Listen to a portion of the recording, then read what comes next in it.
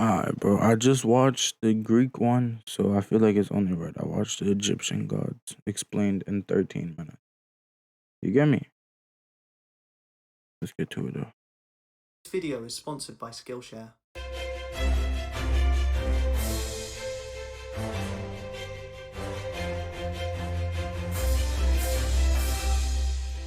The Life Guide. At the beginning of time, there was only Nun, the primeval waters of chaos. Then, in a great flood, the sun god Atum rose from the water and willed himself into creation. Atum then created air, a son he named Shu, and moisture, a daughter he named Tefnut. They were the first divine pair and soon had children of their own. A daughter. Nigga created air and moisture? Is Atum that then what he just said? created air, a son he named Shu, and moisture, a daughter he named Tefnut. They were the first divine pair and soon had children of their own, the earth named Geb and the sky called Nut. The second divine pair then had 4 children of their own, Osiris, Isis, Seth, and Nephthys, completing the group of 9 primeval gods known as the Aeneid. Osiris then married his sister Isis, and the two ruled over Egypt together in an unprecedented time of peace and prosperity. However, their jealous brother Seth desired the throne for himself and murdered Osiris, dismembering his body and scattering the parts across the land. Isis then searched for the pieces of her husband's body, and with the help of her sister Nephthys, was eventually able to collect them.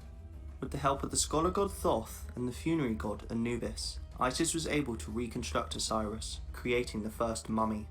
Osiris impregnated Isis after his resurrection, however he was too weak to remain in the world, instead travelling to the Duat, the land of the dead where So nigga died, they mummified him, he got resurrected, he fucked the bitch, Nephthys and then got was weak. eventually able to collect them. Is that what With the this help of the scholar god Thoth and the funerary god Anubis, Isis was able to reconstruct Osiris, creating the first mummy. Anubis. Osiris impregnated Isis after his resurrection, however he was too weak to remain in the world, instead travelling to the Duat, the land of the dead where he became lord. Seth then took the throne for himself, forcing Isis to flee and give birth to her son Horus in hiding. She raised Horus until he was an adult and able to challenge his uncle Seth for the throne. After a violent contest, the case was settled in a divine legal trial hosted by the Aeneid. Acting as judge was Geb, god of the earth, who ruled in favour of Horus, who then took his rightful place as king of Egypt. Future pharaohs claimed descent from Horus, with it being this divine ancestry that gave them the right to rule. Amun, the Hidden One, was the foremost god of Egypt, thought to be the invisible force behind all things, even creation itself. Unlike other gods who were linked to only one aspect of the world, such as the sky, the earth, or the sun, Amun was a universal god who had links to all parts of the cosmos. His prominence also increased as he absorbed other gods throughout Egyptian history, taking on their roles and powers.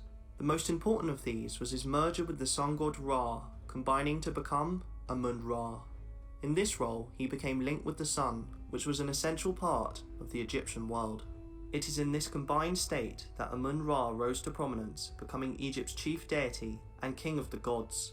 Amun became so widely worshipped that he came close to becoming the sole deity of Egypt, with the other gods merely being aspects of his great power.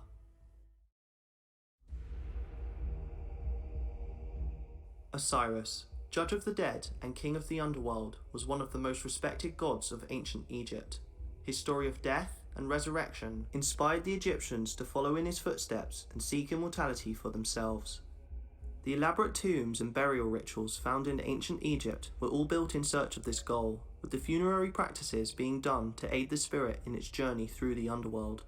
Pharaohs and wealthy nobles could afford more elaborate burials, with trinkets and spells to help them in their journey, but it was entirely possible for the average Egyptian to survive the underworld as well. The soul would travel through the underworld, avoiding dangerous monsters until it reached the hall of Ma'at, the goddess of truth. Yo, bro, I'ma be honest, bro. This video is just not as good as that one.